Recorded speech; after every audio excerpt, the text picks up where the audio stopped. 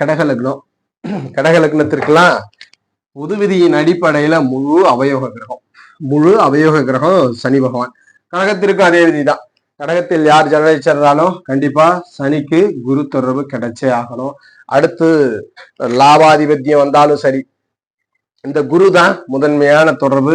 அடுத்ததா புதனை எடுத்துக்கொள்ளலாம். மற்றபடி சுக்கிரன் இங்கு சாதகம் இல்ல, திருமண வாழ்க்கை பாதிக்கும். குரு புதன் தொடர்போட கடகலக்னத்திற்கு இருக்கணும்.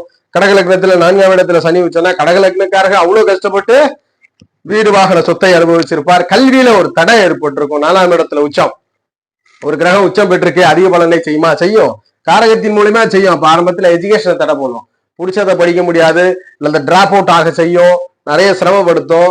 அப்படியே கல்வியில சிரமப்படுத்தலைன்னா வாகனம் வீடுன்றது ஜாதகருக்கு ரொம்ப லேட் ஆயிடும், ரொம்ப காலதாமதமா கொடுக்கும். ஆனா இந்த இடத்துல நிலைத்த வீடு, நிறைய பேர் எல்லாம் வீடு வாங்கியிருப்பாங்க, ஒரு 10 வருஷத்துல அந்த வீடே